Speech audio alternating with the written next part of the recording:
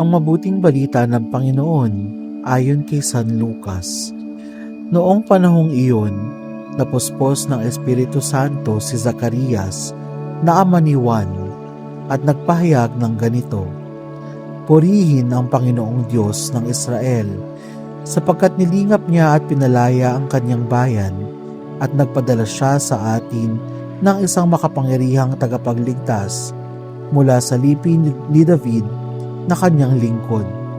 Ipinangako niya sa pamamagitan ng kanyang mga banal na propeta noong una na ililigtas niya tayo sa ating mga kaaway at sa kamay ng lahat ng napopuot sa atin. Ipinangako rin niya na kahahabagan ng ating mga magulang at aalalahanin ng kanyang banal na tipan. Iyan ang sumpang binitawan niya sa ating amang si Abraham na ililigtas tayo sa ating mga kaaway upang walang takot na makasamba sa kanya at maging banal at matuwid sa kanyang paningin habang tayo'y nabubuhay. Ikaw naman, anak, ay tatawaging propeta ng kataas-taasan, sapagkat mauuna ka sa Panginoon upang ihanda ang kanyang mga daraanan at ituro sa kanyang bayan ang langdas ng kaligtasan, ang kapatawaran ng kanilang mga kasalanan.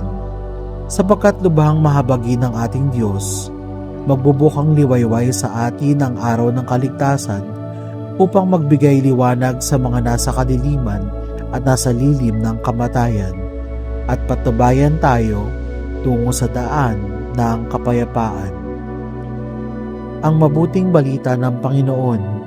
Pinupuri ka namin, Panginoong Hesukristo. Sapagkat lubhang mahabagin ang ating Diyos. Ang pagpupuri ni Zacarias sa Diyos ay taos at wagas. Nabanaagan niya ang pagkilos ng Diyos sa kanyang buhay. Pinahalagahan niya ang biyaya ng pagkakaroon ng anak sa katauhan ni San Juan Bautista. Kinilala niya ang kabutihang loob ng Diyos na laging nagbibigay ng higit pa sa inaasahan ng kanyang mga lingkod. Araw-araw ay mayroon tayong mga nakakamit na biyaya. Maliit man o malaki, ang mga ito ay dulot ng habag ng Diyos sa atin.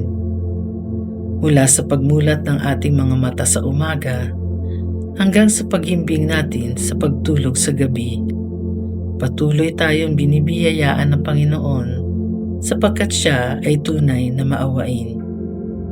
Binibigyan tayo ng mga pagkakataong kumilos tungo sa ikabubuti ng ating kalagayan at pinagkakalooban ng lakas upang magpatuloy sa pakikibaka sa buhay. Pinadadalhan niya tayo ng mga taong makakatuwang natin sa paglalakbay sa araw-araw. Hitik sa biyaya ang bawat sandali ng ating buhay at iyon ay makikita lamang ng matang may pananampalataya. Pasalamatan natin ang Diyos sa lahat ng mga biyayang natanggap natin sa pamamagitan ng pagdalo at pakikiisa sa banal na misa na siyang pinakamataas na paraan ng pasasalamat.